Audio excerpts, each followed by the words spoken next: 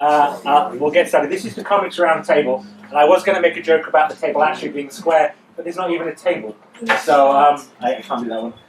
What we've got for you today is 3 papers about comics that kind of run the gamut of the kind of things being researched around comics within the media research group. So we've got a practitioner, Frank, who's just completed his MA illustration, and he's been doing a bit of theory as part of that. He's going to take you through his major MA illustration project, which is Lady Thunder. Then we've got a practitioner theorist, which is me. And I, in 2017, completed my professional doctorate in comics, digital comics stuff, which I'll talk about. And I'm going to be talking specifically about comics and games and failure. And then going on to James, who is an actual proper comics theorist. There you go. Who's in the final year of his PhD on comics and acts of reading and that kind of stuff. He's going to be doing a little excerpt from that. So we're going to try and cross the game. They should all be 20-minute papers. We'll try and keep honest. And at the end, we'll come back to the front and so we'll do questions at the end once all 3 have done papers. Okay, I'm going to hand over to my colleague Frank. Hello, everybody. It's very strange to know just about everybody in the room, but there you go. So yeah, this is the comic I made for my MA. I've been a lecturer for 6 years now. It's not something I planned all along, but I never plan anything. I just stumble into things and then I try to make the most of it. So when I came here, I started to teach and to see what the students were interested in. And all the things that I talk about is generally based around images. But then I thought, well, the common link between everything that I do is illustration. And I have a diploma in illustration, but I don't have, it's called Diplôme d'illustration in French. Nothing really impressive, so I wanted something in English, like an MA. And last year, by chance, I was able to do that. Practice this MA in practice illustration, so teaching full-time and then doing an MA at the same time. I had several projects that I wanted to make for this MA, like serious ones, kids ones. But then I settled on this one because I thought I'm just going to have as much fun as possible. I was noticing that a lot of people have kind of struggling with a lot of things. Our students, for some reason, have a lot of anxiety and depression and things like that. So I thought, well, I'm not going to do anything that has to do with any of that. I'm just going to go into total happy territory, which is for me high fantasy. It's the stuff I grew up with, reading Conan books and all that stuff. I'm just going to have as much fun as possible. Obviously, a few years ago, there was the Lord of the Rings and the Hobbit, which I was involved with. But things like Game of Thrones have pushed this whole genre into the next level. So you probably all have seen Game of Thrones. It's quite fascinating, especially if you look at it from a professional point of view. If you look at the design, the actual design ethos. When I was working at Weta in New Zealand, we looked at the design of Game of Thrones like quite profound, with all the details, all the sword and all that stuff. I also went to visit them because I wanted to work on that, but it didn't happen. So yeah, this is what I said. So for me, my personal take on everything is when I was designing in movies, I was doing hyper detail stuff like weapons, monster creatures, all that kind of thing. But as I've been in university, I've been lucky enough that I can do what I want in terms of artwork on the side. And on my days off or in the evening, I try to do as many paintings as I can. I probably did about 1,000 paintings, a bit more now, in about 6 years. So I just keep on painting. What really interests me is a bunch of things that is removing things actually, rather than adding too much, rather than going into hyper detail. I try to leave the imagination to fill the blanks, which is what really interests me. That's why I wanted to touch on that for my comic. This is a little image test example. This is me at my desk, taken by Phil, who's very tall, as you can see. Phil can be above me, I can't even notice that he's just there. And I made a little blog, which I intend to publish these. I did 13 rough pages for this MA. And I'm going to do them nicely when time comes. Not the first semester, because as you know, first semester is quite busy. Second semester is busy as well, but I think I'll have more time to fit that in at some point. I had a project that I wanted to put in the middle. Oh, is it going to work? Yeah, this is me painting. The way I paint is really I don't like to plan too much. I like to kind of dive in and go with the world of imagination. So basically, your right side of the brain, and if something doesn't work, I keep on changing it, and trying to discover what it is that is a good image. Even if it's nicely rendered, nicely polished, sometimes you will change a whole arm, the whole thing, shift the whole image. This is, I think, for me, it's where I don't know, true artistry is. It's when you're really happy, when you kind of improvise and go into your own world and create something that you have no idea where it's going to lead you. This is what, it's the happiness in life, I would say. My idea with this comic was to start somewhere in the middle as well, not start with the beginning, although I ended up doing a beginning story, because Dan had advice was to basically start somewhere and just do whatever, a story that happens, and then you can always go back and tell the story of who is this character that you created. So yeah, like I was saying in the beginning, this is the stuff that I was doing. So before I was doing kids comics like Flippy, which I have there if you guys want to see at some point. These are the 2 issues that were published in France. Last time I did a comic commercially was 3 years ago. It was called Red Horse. Thanks to Dan who got me in contact with this Electric Comics. The writer was Garth Ennis, the guy who did the Preacher, and it's about World War I. So this was done digitally. Digital work is a thing I've been doing. This was all done with acrylic. I personally like real painting more than digital stuff. But digital stuff allows you to go so fast, and it's really useful to know in the professional world. And then some of the design I've made for the Hobbit movie. So this is Thorin's axe, for example, which I designed back when I was in New Zealand. Done a lot of weapons, lots of costumes, etc. So I kind of know the world of high fantasy design at the top of my head, Because when you design something like that and someone comes to your desk and says, well, this axe has been approved, how thick is it, what's the material, how old is it, you have to know all this, even if you had no idea when you were designing, you were just thinking of a cool shape. And now you kind of know, and you have to direct the people who are making it, and then it's in the movie. So you become a specialist by just doing it. The thing that I teach in animation, but what is common to all the things I teach is basically illustration, so concept arts, and all the thing about making beautiful images, composition, what you put in an image, where you want people to look, and all the technical things like color theory, perspective, storytelling, design. And so that's why I wanted to do this MA, and you can see I'm trying to use weird colors, blue people around orange faces, weird things. I always try to help the student go into this real world as opposed to the sort of expected, the trees are always brown, the leaves are always green, etc. Or how about making everything in a strange color as well as everything else. So trying to push the students toward a more original take, if you will. And so last time I did a comic entirely on my own was in 2002, which is 17 years ago. So in between there was 6 years of teaching and 10 years of Weta in New Zealand and a few other things. Designing on movies and things, so it was a pleasure to go back into this. Especially in the MA, I had to kind of revisit the stuff that influenced me, all the comics that I like the heavy metal comics, the French heavy metal, which was the original Metal Hurlant, which then became heavy metal, which was the inspiration for a lot of films like Alien and Ridley Scott really loved the Moebius stuff.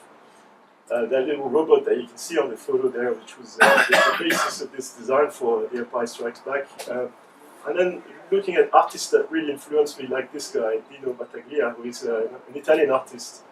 I always loved the kind of use of negative space, the emptiness of the images. Negative space is basically creating things that are not there, but you see in your mind. I really like that, the sort of, again, the kind of more poetic, right brain sort of thing.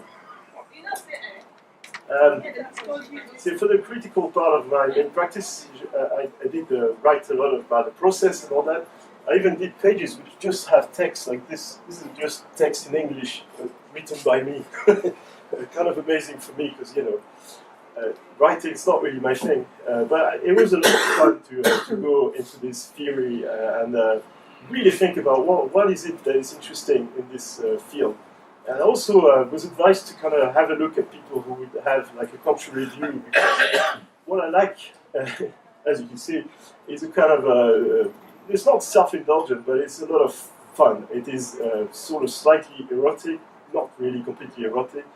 It's got a lot of action, and it's basically what the American critic called the kitsch, the popular culture, something that is unapologetic and having and just immediately understandable, if you will. And so I was thankful to Kim, who gave me lots of pointers. He explained to me what you really thought about that kind of genre, and I kind of was comforted into that, and I just went ahead because it's interesting to have the point of view of someone that is not you, that is a feminist, someone with a different, totally take on the whole thing, and to see that she actually was totally encouraging about this whole project. So I just went ahead. And these are the 13 pages that I did. So because I was teaching and doing all the writing, it was quite busy. So I only was able to do 13 pages of rough, which I will at some point redraw by hand slowly. But this took a long time because I wanted to kind of think about composition and storytelling, and as a result, I was just able to do this rough. Now, this rough is quite pushed. Some people have said, "Oh, this is almost like finished," but to me, it isn't. It really is a rough, like a placeholder. The birth of Lady Thunder show. She appeared. Like I said, I didn't want to start by the beginning, but I kind of went backwards and drew the pages backwards and backwards and backwards. So this is the first two, and then she arrived in this world, which was supposed to arrive and save the day. She's kind of a goddess, comes from the stars, but there's something's gone wrong, and then another star appears, and I have written that whole backstory. Basically, she arrives 200 years too late. So all this battle there, and she arrives without her weapons and naked on a rock, and then she has to fend for herself. I thought it was more interesting that if someone is a superhero and unbeatable and cannot die, cannot like Superman or something like that. So that's why, and also kind of a sense of humor. So she's surrounded by all these dead warriors, and she has to figure out what has happened and kind of rebuild herself. So she grabs the weapons, she makes her own clothes, finds her sword, which actually isn't her sword, etc. Just someone has put that there. I have all back plans for this whole thing. So the writing behind this is a bit more involved that way you actually see. But as you can see in those pages, there's a lot of negative space, use of black and white, extreme contrasts, and immediate kind of readability. And this is one of the pages I did as a test just for the MA. I think I will redo that because being kind of a perfectionist, it's always the sort of thing that you discover as you do something. You just want to make sure that that it really fits with what you want to do. For example, in this rough, there was a white sky there, which to me opens it up a lot more than here when I started painting the sky. I kind of blocked the horizon, so I don't like that. This is the kind of thing that only when you're doing images you understand how it works. But I think it's the same for filmmakers, or I don't know, Stanley Kubrick, who filmed famously 70 times the same thing. So to me, it's the same thing. Since I'm not it's not my full-time job. It's something that I do as just pure as an artistic endeavor, if you will. To have the leisure to go back and push that further. And so my plan is to document when I'm going to ink those pages. And I made this little, I don't know if it's going to work, this little kind of intro thing, which is then I'm going to film myself inking, and this is kind of like the like a title thing. So it's sort of a placeholder, but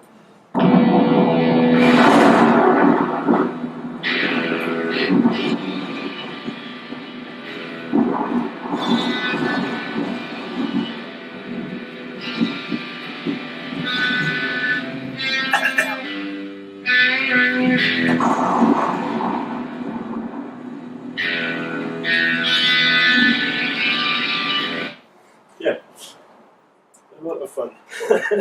I'm having Martin Bowman probably he will try and do the music for me. This is the music I found on the internet. This is the MA, so the print of the MA. I have to thank especially Kim for the help she gave me, because it really made me, the essay that I wrote was like highly influenced by her input. And then if you guys want to see the comics and also some of the design that I've done, they are in The Hobbit and then the Tintin movie. And that's it.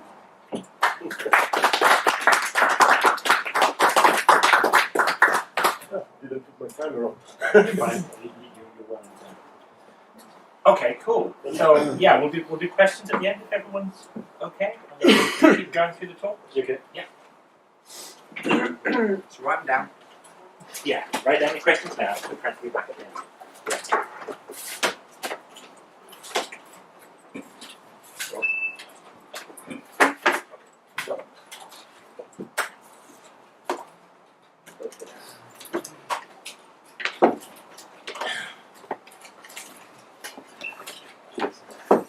Mouse. Your mouse.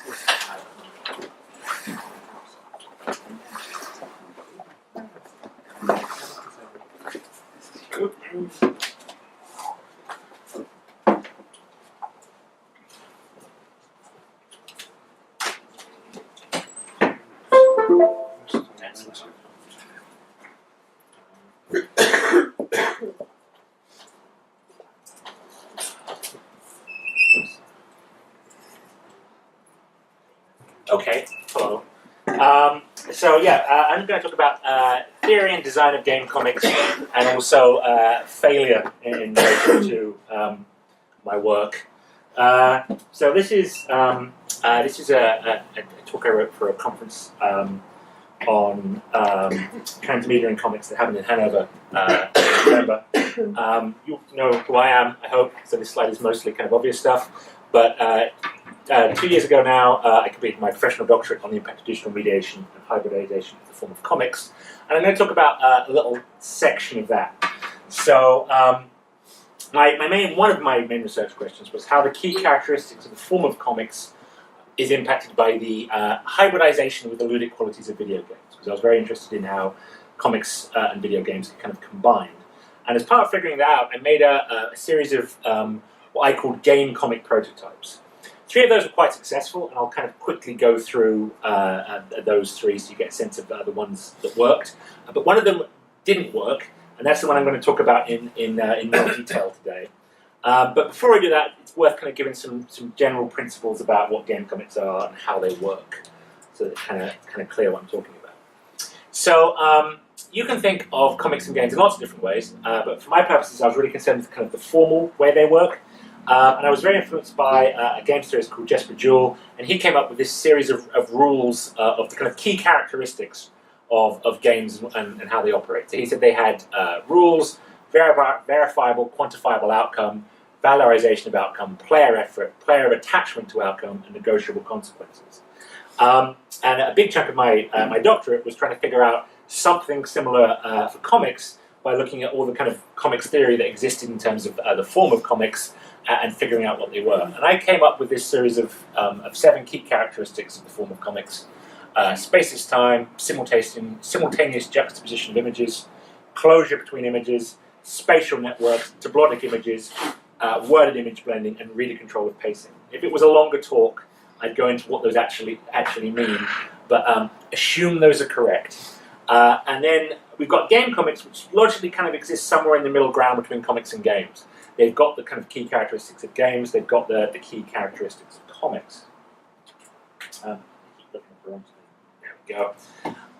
The game comics have been around longer than you would think. The earliest ones I found were from 1986, a video game called Red Hawk, and a 2000 AD comic spin-off called Dice Man.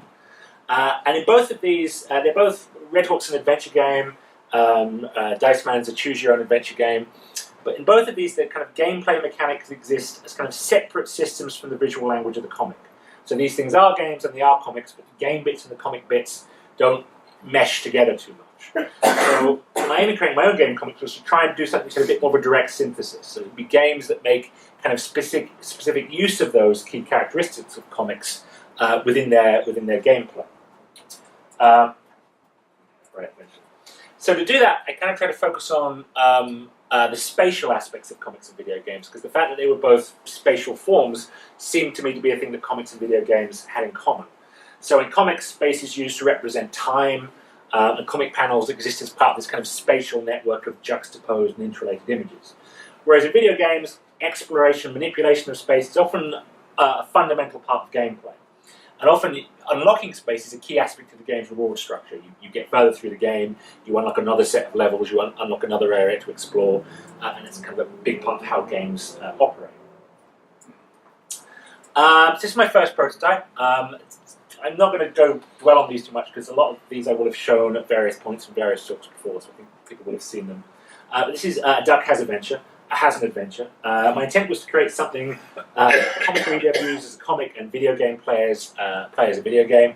It sits near at the end of the comic spectrum, I think, and I'll talk a bit about why later in the talk. And it's based on a choose-your-own-adventure style of game. I'll quickly hop out and give a super quick demo of it.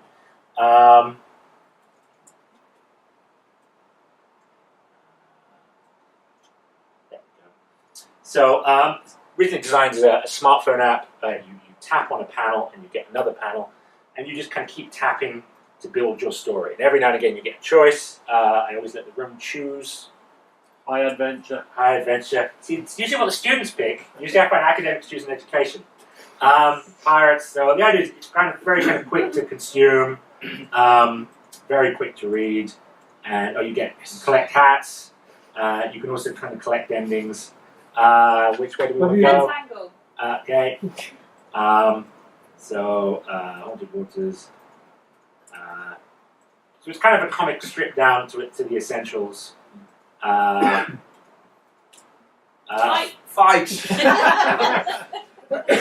Said the horror genre expert. Okay. I think we chose. No. So we've got to an ending. We could go back and make another choice. Or we could zoom out and see the whole kind of shape, and eventually the comic kind of builds up into the whole, lots of different pathways. The pathways even intersect in various ways, and there's all kinds of fun. So that's the first one. Like I say, sorry, I'm going at speed to make sure I get through all the things I wanted to say. So in a traditional comic, the whole of the comic is kind of there. It's present. You can navigate through the whole thing. As you can see in Duck, the player kind of constructs the comic as they play by making these kind of narrative choices. And that's a thing kind of very common to video games. When you play a video game, you don't expect to be able to just play the entire video game right from the beginning. You kind of expect to slowly make your way through, unlock things, and kind of learn the different aspects of the game. So I wanted to kind of build that. And that unlocking of space then became one of the kind of major reward system of the game's reward systems, along obviously with the collecting of hats, which is a vital part of any video game. And then my second prototype, Icarus Needs. I was trying to push more in the direction of something that felt a bit more game-like. This is based off adventure games like Secret of Monkey Island or Day of the Tentacle, and it's a metafictional narrative about a cartoonist who falls asleep and finds himself kind of stuck in a video game dream. Again, I'll just do a super quick demo play of it.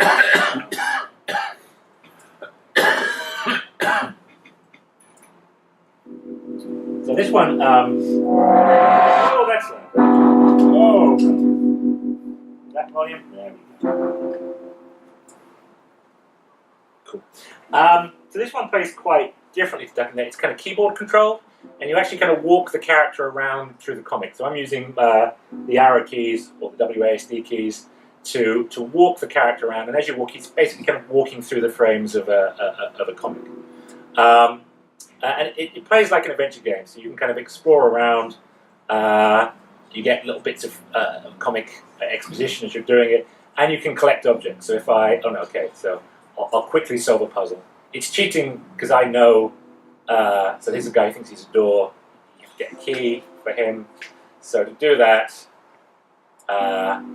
there's a cat guarding the key, and there's a mouse, but I can't get. Okay, so now I can get the giant telephone because it's a dream. So dream logic. Go back down the stairs. I can use the giant phone to get across there. There we go. Now I can pick up a net. Now I can use the net to catch the mouse. There we go. I'm going to use the mouse to distract the cat. Then I got the key. And now I can use the key to the guy who thinks he's a door. Okay, and then you add it. And the game continues kind of like that. So it's that melding of kind of comics, language comics, because there's no actual animation anywhere. It's all kind of still images with the kind of gameplay of an adventure game. And because it's an adventure game, I looked in detail at kind of what adventure games are and how they work. Nick Montfort notes that adventure games tend to simulate a world that the interactor is trying to kind of figure out. So much of the fun of playing an adventure games comes from that kind of exploration of the world. And my intent with Icarus was to create a really kind of explorable world mediated through the form of comics. So all the narrative is created through that kind of exploration and play. You move around, you interact with puzzles, you pick up objects. Puzzles are a really important part of kind of interactive fiction or adventure games because they control the revelation of narrative. You're gated all the time by a puzzle. You have to kind of find an object and then get the next part of the narrative, the next part of the story. And this is kind of one of the factors that I think made Icarus feel more game-like than Duck, and that's the nature of the kind of aporia-epiphany relationship that exists in it. So this is a concept that came from Alseth, writing about interactive media in general. But in gaming terms, aporia can be thought of as either the puzzle or the kind of pause-to-solve period associated with the puzzle. So you find something, you have to kind of stop, you try and figure it out, and then you solve it, and you get the epiphany, and you get to move on. So the epiphany is the realization that the solution that allows the player to progress the next puzzle or the next area or the next part of the game. And in Duck, the majority of the game's kind of aporia epiphany loops really all came towards the end of the game. Because towards the end, you start to realize, oh, you haven't quite found all the hatch, you haven't quite found all the endings, you haven't found all the achievements in the game, and you start to play through in a more kind of structured way to find all these last little bits. So that kind of zoomed out view I showed became kind of strategic use at that point, as you're trying to figure out what parts haven't you done, how do you get kind of a complete unlock of the game. And because it bunched all the aporia epiphany loops towards the end, it felt like a less game-like experience throughout. In contrast, Icarus, it's spreading those aporia epiphany loops like throughout the experience all the way. You're constantly finding kind of gates or puzzles to solve, and each epiphany is kind of accompanied with a reward as the thing unlocks, and you get the next area, the next puzzle to solve. So I felt like, if nothing else, Icarus gave a better paced gaming experience as it went through. And it led into The Empty Kingdom, which was my third prototype. It's in quotations for a reason, which we'll find out in a slide or two. And this was kind of a development on from Icarus. It's again a kind of slightly metafictional storyline, and it follows a character logging into this empty, massive multiplayer online game. The game is going to be permanently closed down in 20 minutes because it's kind of failed as a game. It's completely abandoned, and it's him wandering through this environment. And I was really creating this to hone in on sound, because I had lots of ideas about how sound might work in digital comics, and I wanted to do something that would let me explore them. So as the player kind of moves through this kind of spatial exploration, you kind of create this kind of adaptive soundscape. And I'll play this one through as well. We're not playing through.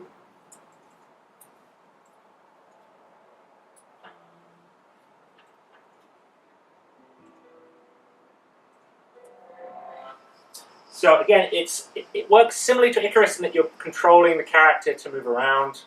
And again, it is an adventure game. You've got objects. There are kind of puzzles to solve. It's much more about just kind of exploration. And you've got sound, this kind of adaptive soundtrack. Oh, I can pick an item up. Which changes as you kind of move through the different environments. With Icarus, I only had like very simple kind of musical soundtrack. But with this, I spent a long time really kind of working on how the sound would interact with images. Little things like, as well as the kind of general atmospheric sounds, little spot sound effects like the bird flying away. Figuring out where you hear the sound with the image was quite important, because in comics, you're not actually seeing the animation, so it was trying to sync the sounds to the moment you don't see. So you see the bird, let the bird come back, you see the bird at rest and you see the bird at flight, but you don't see it take off. What you hear is the sound of it taking off, and what you're hearing is the sound of the bit you don't see between the panels, if that makes sense. So it's exploring little ideas like that. And again, quite quick, that's not the focus of today's talk. Those are my three successes. And they were, as well as being like theoretical successes in that they really helped me advance my my learning and advance my overall thesis, they did kind of well in terms of establishing an audience. They were released online on Flash gaming websites. They were also released as apps. They got shown at a bunch of exhibitions. Between them, they received like millions of plays of people playing them. Very positive critical audience reception. And the bit I wasn't expecting, they generated like lots of playthroughs on YouTube. So you can go to YouTube and you can find lots of people just recording themselves playing through the games, which was a thing I didn't think would happen. I had like at one point, and those videos were sometimes popular, like 90,000 people watched someone play A Duck Has an Adventure. The world doesn't make any sense anymore. Anyway, so that was interesting, successful. And then this one, ironically called Margaret Must Succeed. This was the one that did not, in fact, succeed. So I call this my fourth prototype. It was actually the third. I made it between Icarus and Kingdom, and when it went wrong, I kind of went back towards Kingdom. So Icarus and Kingdom are kind of similar in terms of how they play, because I wanted to go back to something that I knew kind of worked. Because with Margaret, I was trying to do something a bit different to the two I'd done before. Both Duck and Icarus were progression-based, exploration-driven adventure games. With Margaret, I wanted to try and create a puzzle game, because I wanted to try and create something that drew from a kind of different series of tropes, a different series of the ways games work, just to explore other possible things. And it was intended, like the others, to be a browser game and an Android app. Again, like Icarus, it would have kind of a regular distribution of Apora Epiphany loops, because you'd be solving puzzles kind of regularly throughout the thing, but it removes any kind of exploration. So both the others are really about exploring. This one was just about the puzzles without the exploration. And in a puzzle game, it seems obvious, but it's important. The puzzles are really important. So the puzzles, again, they may act to control or reveal narrative like in an adventure game, but the puzzles have to be pleasurable in themselves. You have to genuinely enjoy solving the puzzles and kind of be challenged by the puzzles for a puzzle game to work.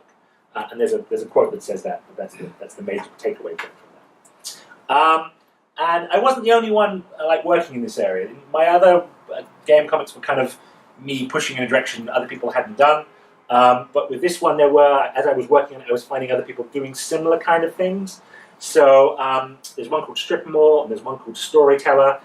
Both of those are basically about the player rearranging panels to tell different stories and solve different puzzles.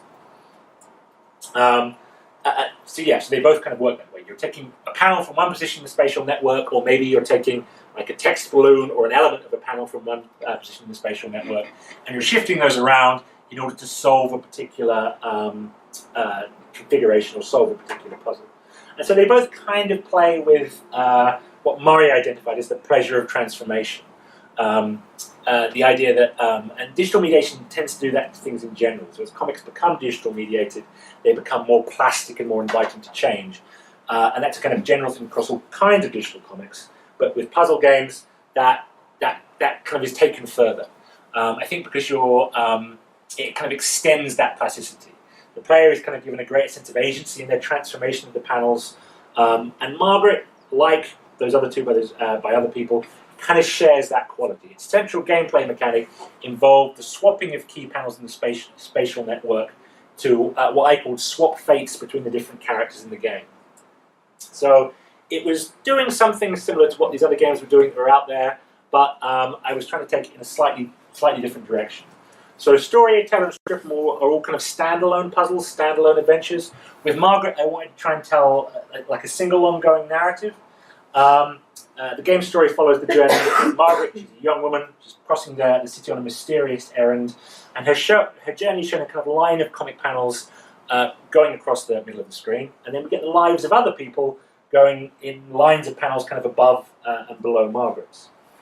And then certain panels are highlighted as being swappable, so you can kind of swap panels between these different lives, or swap little elements between these people's lives, and that alters the lives of the people you swap between. So it changes the content of the panel, it changes the panels around it. So you have to solve each puzzle by changing events so that Margaret is always able to continue her journey. You're trying to make sure Margaret always succeeds, essentially, to get onto the next puzzle. And again, I'll show a demo of the game, and I'll show how the game works. So I never finished this, so it's not. I would do a design pass usually towards the end of a game and make it all look better and play a bit better. So this hasn't had that, so it's a bit rawer than the others, but it does have most of the artwork and gameplay in place. You kind of, this puzzle here is here to teach you the basics. You click on one panel, you click on another. Currently she's missed her bus. If you swap them, she then, it hasn't missed her bus, it's there. This other person's missed the bus, so now he's failed and Margaret has succeeded. And then it opens up to the next bit of the puzzle. And the puzzles kind of continue like that. I made this long enough ago that I forget the solutions, but let me see if I can figure this one out. So her phone is out of charge, but now this shows the kind of complexity. Now this battery has been charged because we moved it up here. Now I can swap these panels back, and now her phone has been charged, and now she can continue. So that kind of shows how it is supposed to get more complex. As you start swapping panels, you can actually change the contents of the panels, which then might change another panel that you could then drop back in to be able to unlock. With this one, how does this work? Okay, I think I swap these keys over. And then his key no longer works in the bike, so he has to cut his chain off. So now I can give her the cutters to then cut the chain. Yes, okay. And the idea is they get more and more complex as the thing continues. Margaret's story also gets a bit more dramatic as the game goes through. For reasons that will become clear, I really don't remember the solution to this one. Okay, it's something about making the piano crash. Oh, okay, making the... yeah, okay, so now we've got the piano. And now I think we can drop the piano on here? Yes! And I think this is pretty much the last puzzle that works. So this is one where we have to swap the things because different things kill different policemen. Yeah. Okay. Yep. And then. Yeah. Okay. So now all the policemen have died, and she's no longer arrested, and she can kind of continue. So it's the same basic idea multiple times. It's possible there's a solution to this one, but I don't remember that one at all. So I'll hop back to the talk. But that's the idea of how it works. So as the game progresses, the challenges facing Margaret kind of change from the mundane to the extraordinary. So it starts with a missed bus, empty phone battery, and by the end it's like armed police raids, terror attacks, all this kind of stuff. And that's kind of typical to puzzle games. There's often a kind of expectation of kind of escalation from the player. But another expectation is that every puzzle will have kind of one perfect solution. There'll be a way of solving each puzzle kind of perfectly. And bits of Margaret's design I kind of wanted to play for that. It does have only one single solution, but in terms of the narrative, the solution is deliberately imperfect. It's perfect for Margaret, but it's always worse for everyone else. So when you solve the game, you're kind of making Margaret's life better, everyone else's life better. And I wanted that deliberately because I wanted, especially as Margaret's actions become more malign, like it becomes clearer as the narrative progresses that she's perhaps not up to any good and she's the one who should be stopped. The player is meant to question their complicity in kind of the chaos she's causing. Just to solve the game, you're making the world extensively worse for everyone. There ends up being explosions. It's all terrible, and the whole kind of city is falling into failure because the player wants this one character to succeed. Quite influenced by the film Funny Games, the original. I'm going to say Danish, not the remake, because I saw that once and thought it was a really nice kind of mechanic. So this is also where I started to hit the problem, which is the puzzle complexity problem. The player's actions can generate multiple different narratives every time they try and solve the puzzle, because I had to figure out not just like the correct answer, but how all the kind of wrong answers would change the comics so they would still make sense, because it's set up so as you swap the panels around, no matter how you swap the panels around, the sequences of comics all read and make sense. And that's kind of needs to be there because games of progression have typically more ways to fail than succeed. So you've got to have all the kind of possible different failure states in place. But the problem was that players also expect puzzle games to get more complicated. There's supposed to be kind of escalation in difficulty as the game progresses. And I think, as you can see, the puzzles were getting more complex. The first two, you only had to solve a few panels, and then later we've got more parallel timelines and more things you can swap. But the problem is, the more difficult the puzzles are, the more complex the kind of spatial network becomes. All the potential different outcomes that you have to kind of figure out, you still have to make sure all the panels make sense to each other, and it became, for me, harder and harder to design puzzles that actually worked and were definitely more difficult, while still making kind of the storytelling comics part still work. And I think, interestingly, I felt like I wasn't the only one struggling with that problem. So when I looked at some of the other people doing these kind of comics, the designer of Strip and Wall notes that interesting stories for a game is not hard. Of course, what is hard is making those stories fun and challenging to play. So they were struggling with the same kind of issues.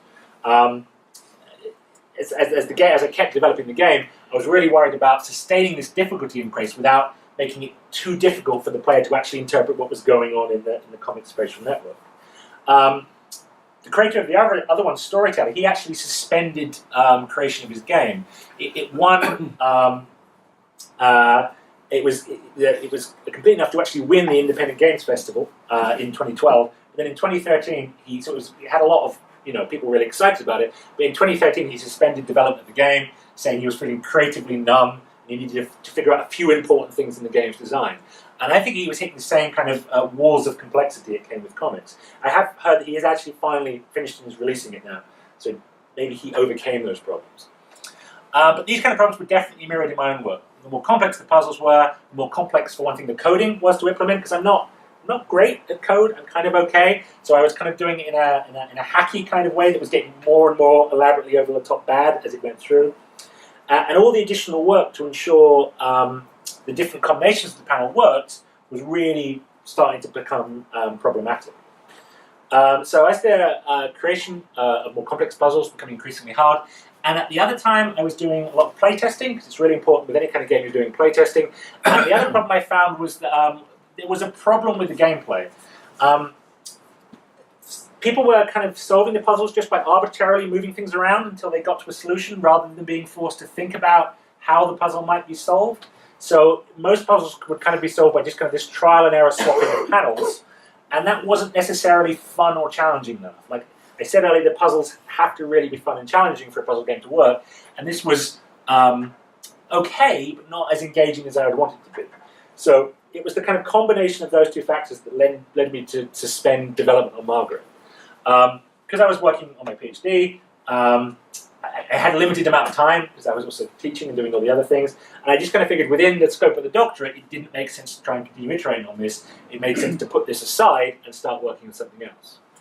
But despite it being unfinished, it did provide really useful insight into another approach to hybridizing the spatial qualities of comics and video games, and it also highlighted the importance of common game design processes that I should have used and ignored, like paper prototyping. It's really important with game design. You do a lot of prototyping before you spend ages coding and illustrating a game. I didn't do that because I was cocky, and that was a mistake. If I didn't put it earlier in the cycle, I could have done all the kind of design you saw on paper and figured it out there.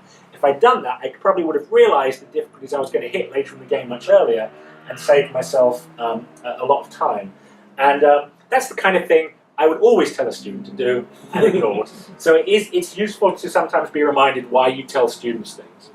And I think also it really helped me see that creating successful game comics isn't necessarily easy, because all the ones I'd done were kind of ideas I'd had for a long time. I knew I could make work, and when it came together, it was like, oh yes, that thing that I thought would work worked. And this was a thing that I thought would work that didn't.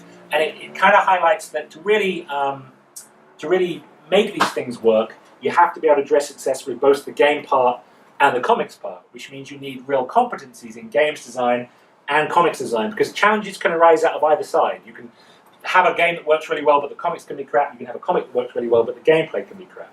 And either of those being bad, because it's a hybrid form, kind of destabilizes the success of the project as a whole. You're just over 20 minutes. And I've just finished. I think that's my final slide. That was my final slide. That's perfectly timed. The other thing that was really useful, which didn't occur to me about the time, is and one thing my examiner told me in my doctoral progression is, I didn't mention this at all in my doctoral progression. He was like, well, where are your failures? Why aren't you writing about those? So I was like, oh, okay, I did have a failure. So this actually got fully written into my thesis, and it was nice, it was useful to have alongside the successful comics, a comic that didn't work, kind of show the kind of the pitfalls of the process as long as the rest. And there you go, that's me done.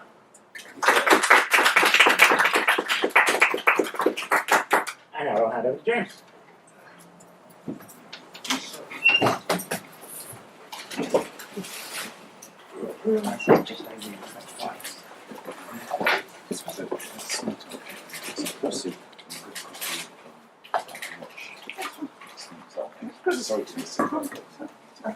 There you go. Oh, you put it up already. Oh, you don't have a wireless mouse. That means I can't pace. The local pace. Never mind. I might walk back and forth in front of the screen because I'll have to come back to the mouse a lot. You know who I am. Well, you might not know who I am. I'm James Nichols, and I am currently doing my PhD in comics. Specifically, I talk about how we read comics. That's the focus of the thesis. And this presentation kind of comes from the latter half, so I am going to breeze over a couple of kind of core ideas right at the beginning. Conveniently, what I am going to be talking about is not very similar, but connects quite well with what Dan was just talking about. In fact, there's one of his examples is in my presentation as well. So what I'm actually talking about is the idea of pages and places in the cloud. This is all about comics kind of going from the page to the screen, and talking about the differences between having a physical paper comic in front of you and a comic that's on the screen in front of you, and how we actually interact and how we read those things quite differently. So, the main core thing that kind of underpins all of this stuff is the idea of multiple literacies. Comics are a form of multiple literacies. One of Dan's kind of criteria for comics is the blending of words and images, and that's one of the core components that underpins comics in general. Now, I would argue that there are actually more literacies than just those two, but those definitely are the core two that you see in every comic, and without those two things you don't really get a comic. Now, you can sort of lose text, you can have a comic that doesn't require text, but you've still got other literacies taking over from that missing text when that happens. So here's a couple of quotes to do with multiple literacies. We'll just pass that next. Now we need to talk about reading specifically. So we are talking here about what I call the culturally defined reading raster, which basically means the movement of our eyes across a page, really, which is culturally defined, so depending on where you live in the world, depends on how you read a page of text, or how you read text or images, or whatever it is. So in Western society, we read from the top left, and we read across and down, left to right, up, top to bottom. And in a comic, we generally apply the same rules as standard. But what happens when we get to panels like this, which we'll look at in a second, is we sometimes get a disruption of this standard reading raster. And what that does is it kind of enforces an altered method of reading. It requires us to work out how to read the comic page anew every time we're reading a different panel layout. It's not the same order of words, it's not the same sequence for our eyes to go through. And that ends up with, say, something like this, where you get to the end of the panel and you come down to the next one. That's the standard reading raster there. Come to the end, come back to the left and down one. Now we get to here. In this sequence, this is taken from a Marvel comic. The general sequence was something similar to a Marvel comic. You read down and then you read back up again. So this is a disrupted reading raster. Okay? And what allows us to actually read these things is not just our sort of understanding that reading goes this way, and just keep going. Okay? What happens here is we have meta-rastic indices. That's why the slide is called that. Now, meta-rastic indices is something that indicates how to read, or what order to read things in, the raster of the scan page. Okay? The meta raster is the disrupted raster, and the indices are the things that indicate where to go. So in this panel, okay, we don't need any particular indices to go down here. That's what we're going to do naturally. In this panel, we would have something to tell us to go here. Okay. Now that could be an overt or a covert meta-rastic indices. So it might be in some older comics, you would see more complex comics in newspapers. They used to just number the panels 1, 2, 3, 4, 5, 6, 7, 8. Yeah, and you read them in the order that the numbers appear. Other panels will have literal arrows. Those would both be considered overt, right? They tell us, they're very obvious. They aren't necessarily part of the narrative, but they're just there to indicate sequence. More covert things might be things like a speech balloon, bridging the gap between the two panels to say, well, this speech connects to this speech, so therefore you must be reading to this panel next. Okay? Or you might have a character or some object spilling out of one panel and connecting it into the next panel. Now that's our meta-rastic indices, which leads us through the page. Now that is very breezed over, there's a lot more complexity to that, but that sets us up for the next bit. When we get to the end, there is another complexity of reading that we don't really think about. Okay? That is the form itself. I'm going to skip over this slide because we don't really need it. Okay? When we get to the end of our panel here, if we're reading a book, we turn the page. We know that instinctively because we all read books, we all know what books are, we're brought up with them, and we learn to read a book, and we learn to read the physical object early on in our lives, and it just becomes one of those things that we do.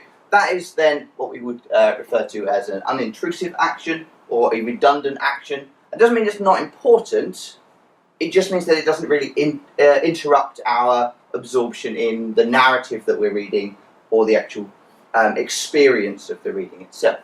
Okay? Now, a codex book is defined as a book or a set of leaved pages or a set of leaves bound along one edge, usually on the left in our culture, which you can then flick through. And there's an actual quote here from the English dictionary, but I didn't feel that was necessary to read out. So when we get to this point here, we need to turn the page. I'm going to have to look at my notes here because I've forgotten exactly where I was. That one. No, that one. So it's a part of our understanding of the reading. I would have did that bit. Okay, cool. It's fine. Okay, that's why I don't understand the sax. I would have done it. Fine. So when we get to a page like that, we have a number of things that can happen. Okay, we understand as a culture that we can turn the page. Right? But when we're actually reading a book, that doesn't really mean anything beyond you turn the page. In a comic, it's actually used as a narrative device, usually, or often, not usually, often. And comics are written to the page. So if you've ever written a comic, or even read a comic, you will often find that you get to the end of the page and you turn over and then some big explosion of action happens. If you're reading something that's a comedy, you get to the end of the page, you turn the page and there's the joke, there's the punchline. Okay? So authors and creators of comics, I don't like saying authors really, because you've got so many different people working on these things. They write these books, they write these tomes in a way that is designed for you to be able to receive a sort of pleasure in turning the page. It enforces a pause, what Atkins would refer to as a pause. Okay. So let's see, page there. Yeah, so here we are. So when we get to the end of a page, we turn it, we are forced to pause. That makes us, even for a moment, think about the ideas that we've just read in the page. Think about and kind of collectively pause and take in the content. Now there are two main aspects of reading a comic that kind of fight for our attention. That is the absorption of art, so looking and just kind of spending time on art. Art wants us to stop and look at it. Stories want us to get to the next part of the story. They want to tell us the next bit. So there are these two conflicting ideas here, and what you often get with the page is you kind of look at this and you go very quickly through each of the panels. When you get to the end of the page, you can enforce the pause, make people think, make people kind of take in what they've just read, and that is how you get to a point where you get a punchline that kind of hits home, or a sudden shock, or whatever it is. And it's used regularly, and it's what we refer to as kind of the visual rhythm of the that informs the reading movement. So, the other thing that the book or the paged format allows comics to have, or comics to do, is it allows us to have this thing that I like to call flippy throughiness, which is really just this collection of ideas that go along with the form. So when we have a book with pages, we can very quickly riffle back through the pages to find something we wanted to clarify. So we were just reading, we're like, oh, I see that character there. I remember them from earlier on. What were they doing earlier? Flick back very quickly, and you can jump back to that point. Right? You can also very quickly index the page. So if you wanted to kind of photo a corner or whatever it is you do with your books, there's lots of things that the actual form of the book itself allow us to do that we don't get when we move over to other forms. So all of this is kind of part of the reading process, beyond those kind of core literacies of images, text, here's the narrative, here's the order we read them in. The actual pages themselves alter how we can do that, and they give us this sort of sense of read back and read forward. Put that in there. When we get into the digital space, the digital comics try to mimic this often. So digital comic readers specifically often give you some kind of way to kind of mimic flippy throughness. But they're almost always intrusive. In this case, this is Comixology, very famous, very popular app for reading comics on your phone or your tablet. You tap on a menu, which brings up a bunch of options. You then tap on another option within that menu to bring up all of the pages in the comic, and then you have to kind of skim through this way and tap on the one you want to go back to. That can be okay. If you're reading a graphic novel, it's a lot harder, or a collected long-form comic. It's a lot harder to find the page you're looking for, but it isn't the same as flippy throughness. Flippy throughness has a physicality to it, where you can just skim back through and you know approximately where it was in space. Your reading memory allows you to say, well, somewhere in the space, it was about 6 pages ago, or it was about this far back, okay? And there's a physicality, so or the weight on your left hand or your right hand, whichever side it is you're flipping to, you can say, oh yeah, I know that happened around here, and you can skim back. And that is lost in the digital. Now, that doesn't necessarily mean that the digital is bad, or that it doesn't work. But there's lots of different examples of comics and other digital forms trying to mimic this kind of function of the book, the physicality of the book. So we look at the Kindle, right? The Amazon Kindle. This is an old-fashioned one, I'm sorry. They've got a very similar thing here that mimics some of the ideas of flippy throughness. Now, I just talked about this idea of being able to kind of tell whereabouts in the book you're going back to. You can also, when you're reading a book, tell whereabouts you are. Right? Your left hand is heavier than your right hand. You're probably more than halfway through your book. Okay? On the Kindle, you have a very similar thing here, where there's a percentage bar that tells you how far into the book you are, how much you've got left to read, and also allows you to track how quickly you are going through that content as well. So it gives you all of these kind of elements of the flippy throughness, with one exception. That is the ability to jump back multiple pages very, very quickly. Okay? You can skip one page forwards, one page back, with a very redundant action of just tapping a button. Great, easy peasy. But if you want to jump back a little chunk in your book, you have to tap that button loads and loads of times, or you have to go to the index or the chapters, and you have to select the chapter and then find the bit in the chapter that you were looking for. So it loses that kind of flippy throughness of the physical form. Now, that being said, that does not mean that the comics on screen are worse than comics on paper, or harder to read. They're just different. So not equal, just different. What we have on the tablet and on touchscreen devices, which is what most people will read their comics on these days, okay, is they have what we would probably refer to again as a redundant action here, where you have a single spread of panels. Okay, this is just a repurposing of the same picture we saw earlier, the same panel layout that we had in a comics page. The form factors are very similar in terms of their shape.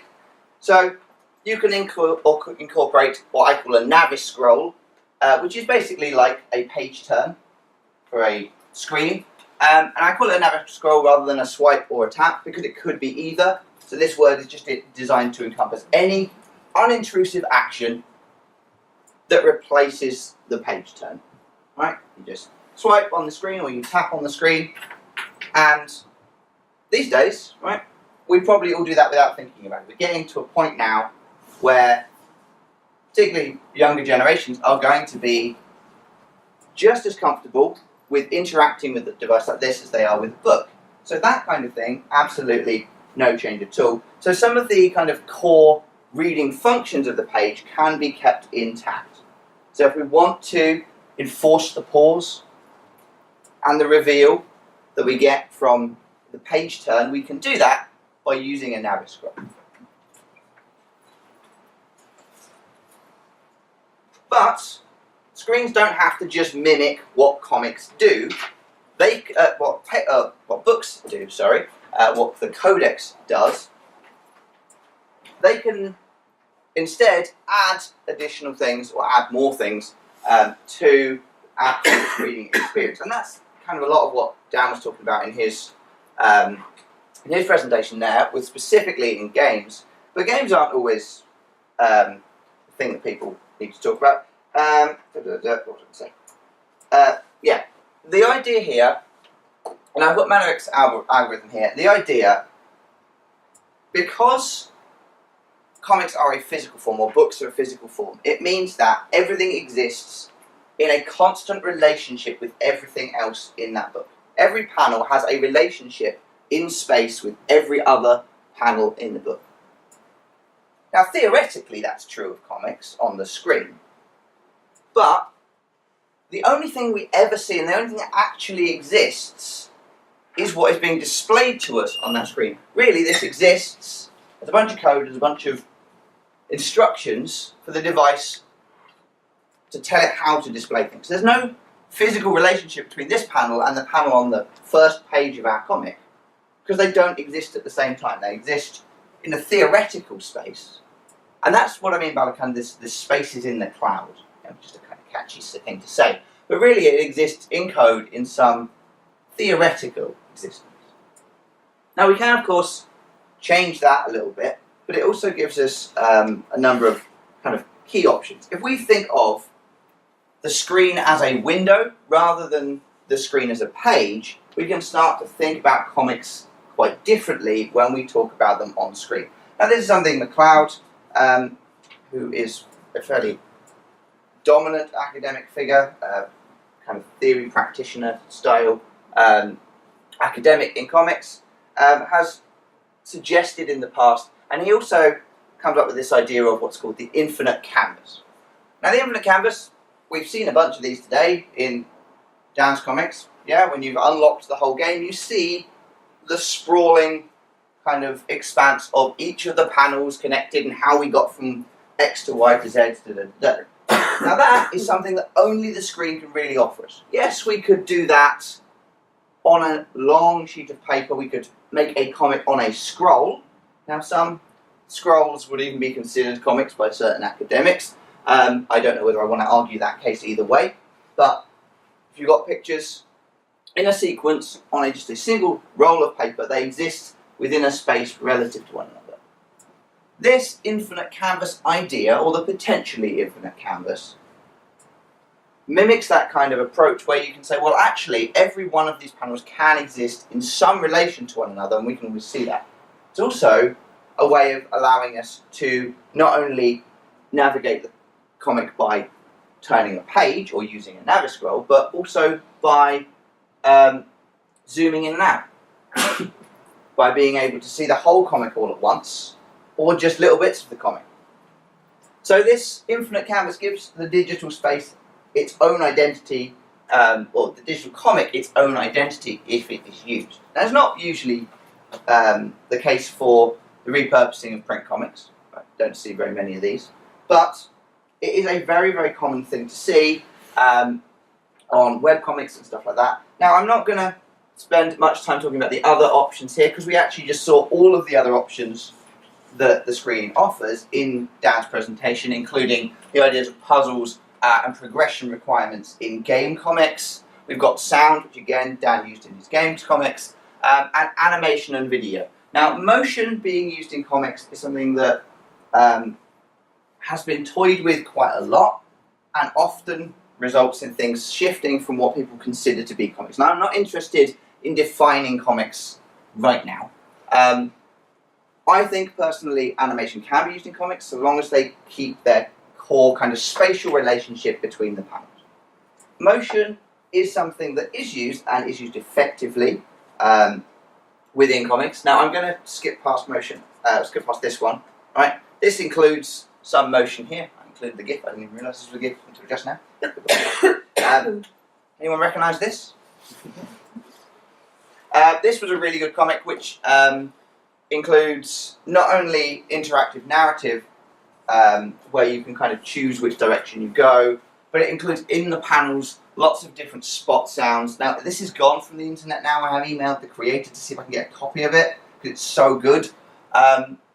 But there's lots of spot sounds where you get to a panel and there's like the ticking of the glass when someone throws a stone at the glass, and you kind of hear it, and the sonic punctuation, the onomatopoeia pops up as well. It's really, really well considered uses of these tiny loops of animation like this and sound as well. So there's lots of uses for this stuff that the interactive and the multimedia can give comics in the digital space. So they change here by adding their own thing that just isn't physically possible in a printed document.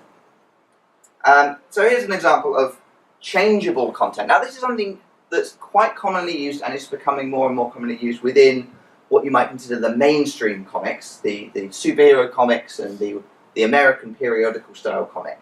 Now what you have is you have a panel displayed to you on screen, and as you click through, the panel itself changes to give you different parts of the dialogue. Now don't worry about what any of this says. I read this comic and it's kind of crap. I wrote it like 6 years ago and I don't like it anymore. But the idea, you can see, as you swap between each panel, is that, or each instance within the same panel, is that the action within that panel changes. This is still a set of still images with all of the comic language involved, but it's happening in the same space because motion and changeable content, the mutability of the screen, allows us to have something that's different, to allow us to use the same space over and over again, rather than being forced into using different physical spaces for each panel. Now this, as I say, is something that has been adapted into the mainstream. Is the Batman 66 comic that is on Comixology, where you have two panels next to one another, and then this panel, as you click through, Batman climbs up the string until he gets to the Riddler at the tail of his plane, right? There's not much going on there, it's just a series of still images, rather than having to draw them out one next to another, okay, which can allude to certain periods of time, it can do all these kind of things, or having to skip actions or skip parts of the motion. It can be done in a slightly different way. Okay? This can replace different artistic techniques in comics. It can do a lot of different things that change things. Now here's an example from Marvel as well. They just wanted to make sure we had DC and Marvel represented here. Rocket Raccoon landing on a stage and saying all his lines. And in this case, the only thing that really changes is the character in the centre and then what the character is saying. Often you will see repeated panels with just these minor changes within a printed comic. They take up a lot of physical real estate on the page, which is something that is kind of our premium when you're writing and drawing a comic. There has to be a certain number of pages in order to be published in whatever form it is. So I do have an in closing thing here. Now I'm not sure that we need to really go through all of this specifically, but the idea here is digital comics and print comics are two separately considered forms with their own unique qualities. So a lot of people, when we're talking about comics and the digital, are what's the same? How do we make these things that we really enjoyed growing up in these physical forms work on the screen, rather than thinking, well, how do we make them different? How do we improve them? How do we change these things? The physicality is a complete shift. That's the big thing about this, the physicality of the device, the substrate device, as I call it, or the lack thereof. The physicality of the form is an important part of how we read the comics. So it's part of the reading experience itself and the technology which will allow us to evolve comics as we go. And comics, of course, are adaptive. They change with the technology. They always have. Printing processes changed, comics changed. Okay. Comics were able to be printed black and white in strips, in newspapers. Then they get their own physical independent thing in like 8 colours. Then suddenly it's 16 colours. Then suddenly it's however many colours. Yeah. And now you can get the full gloss paper, much higher quality print, allowing for much more detail and change. Of course, now when you add the screen, you can add all of these other things as well. That is the end of my presentation. Am I going to the slides? I'll go to the slides, why not? My blog doesn't exist anymore, but it's an old slide. That's it, I'm done.